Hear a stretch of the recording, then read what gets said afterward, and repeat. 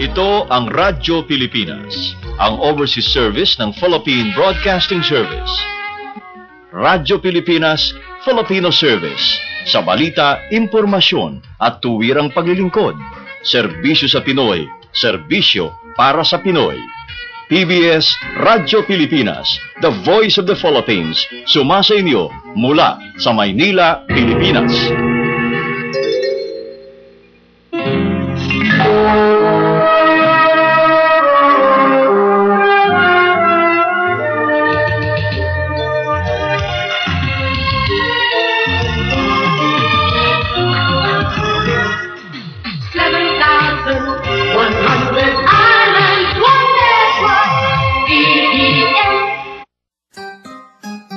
Oras na ng huntahan.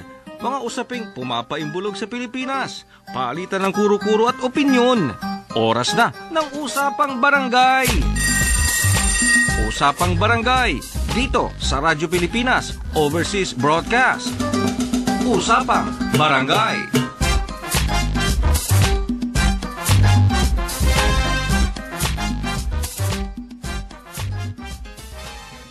Ako po si Mirna para sa ating programang Usapang Barangay at syempre kasama natin ang ating sexy at beauty na si Georgia.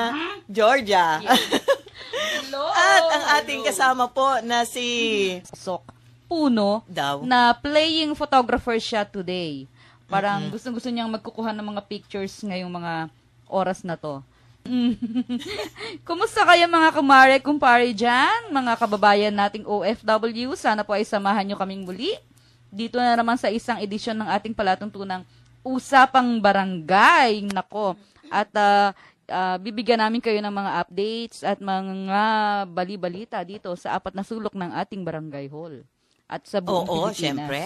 Oo, diba? At syempre sa ngalan ng ating station manager na si Mr. Ray Sampang. Yes. At wala tayo dito kung hindi dahil sa kanya. Syempre, binigyan niya tayo ng importansya para dito sa ating barangay, di ba? Naman. Ayan. Oo. Ako. Parang kanina meron kasi nasabi tungkol dyan sa iyong balita. Ano ba yung balita na Hindi, yan? gusto ko lang i-share at gusto ko rin malaman ng inyong mga opinion tungkol dito sa ating merong nagpo-propose. So, merong isang resolusyon na isinumiti itong kagawaran ng wikang Filipino na gusto nilang palitan ang pangalan ng ating bansa, ang official na pangalan ng ating bansa na matagal na panahon na nating alam na tayo ay mga Pinoy. Oo. At ang pangalan ng ating, ang official country name natin ay Philippines. Philippines dahil with sa the capital PH. Philippines. Philippines. Or Pilipinas. Pilipinas. With the capital P. As in P. Di ba? Oo. P. Ngayon, gusto nilang palitan ito ng instead ng Philippines or Pilipinas. Gagawin. Gusto nilang gawing Filipinas with the capital F.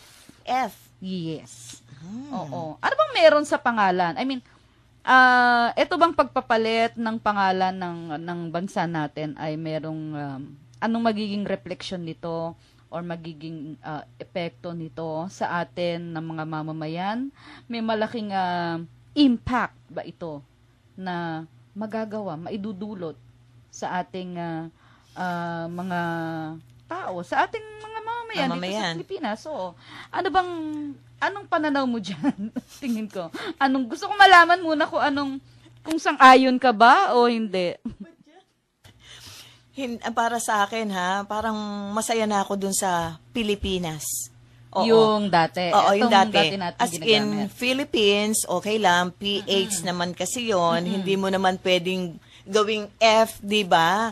So, para sa akin, bakit hindi na lang nga daw pagtuunan ng ibang pansin, yung ibang problema? Hindi yung napakaganda na at maayos na tayo dyan sa Pilipinas, ba't kailangan pang gawing Filipinas? Ano naman ang magiging pagkakaiba, di ba?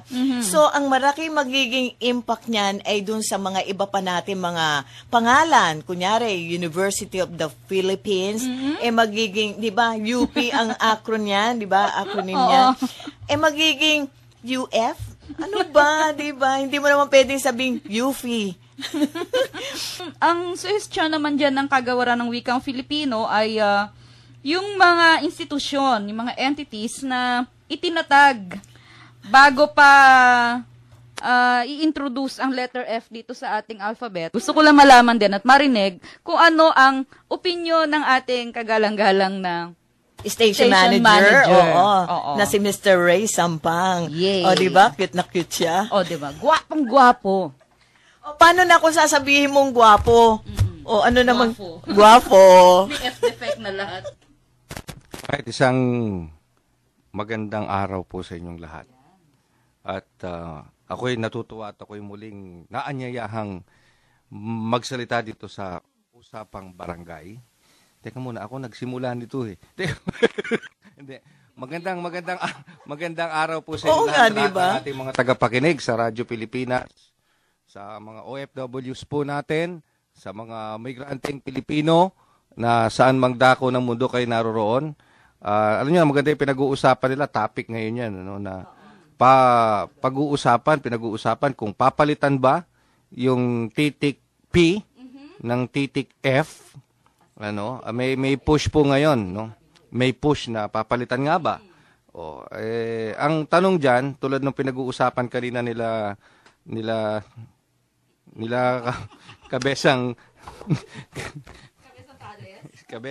Boy George at ni kabesang Mirna, ano yung mahalagang idudulot nito? May benepisyo bang makukuha yung taong bayan? Meron bang makukuhang maganda? Kung meron, ano yun?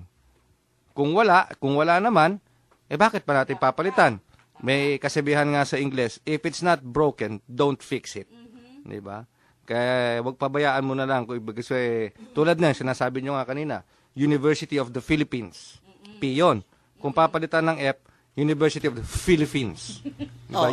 Tama. UP. Ayun, madali pa yun. Gagawin na nga Filipinas eh. Filipinas. Aalisin na yung Philippines, Gagawing Philippines. Yan. Instead of Philippines or Pilipinas, gagawing Filipinas. Yan. Paano ngayon kung Polytechnic University of the Philippines? Paano mo ngayon aanuhin yun? Politeknikong Universidad ng Philippines. Philippines. PUP. Supposedly, Hindi naman lahat ng P papalitan ng F, 'di ba? Yun lang may Pilipinas. Polytechnic University of Philippines. Nakakabulol, 'di ba? Paano yung PBS? Tulad niyan, PBS, Philippines. Philippine Broadcasting Service. Filipinas Broadcasting Service. Parang, 'di ba? Parang saliwa. Tsaka ang sinasabi naman ng komisyon, hindi naman kinakailangan palitan pa yung mga nauna na. Yung mga nauna na ang entities nga. Yung mga bago lang. So, what's the use? It defeats the purpose. Kung ganon, di ba? Bakit natin papalitan? Ang sabi nga doon, malaking problema ito. Malaking problema nga yan. Kaya usap tayo ng usap dito. Nasasayang yung effort natin. Kung ikaw mismo, kahit anong spelling ng pangalan mo, kung ikaw mismo walang inisyatiba sa katawan, wala kang ambisyon, kahit napakaganda ng pangalan mo, walang mangyayari.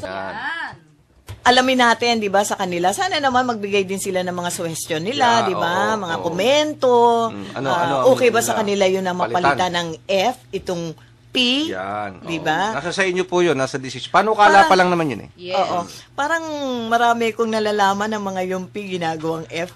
Oo, alam ko 'yun. Meron nga isa diyan eh. 'Di ba? Noong dati pangalan, wag na. Yung kuha ng kuha. Wag na natin.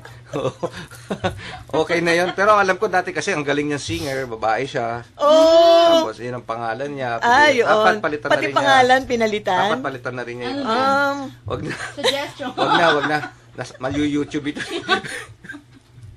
Sige, maraming salamat mga kabarangay sa inyong paanyaya. Thank you very much. Marami kami na pulot na aral dun sa mga Ayan sinabi po, mo. ang ating diba? magiting na station manager, Mr. Ray Sampang.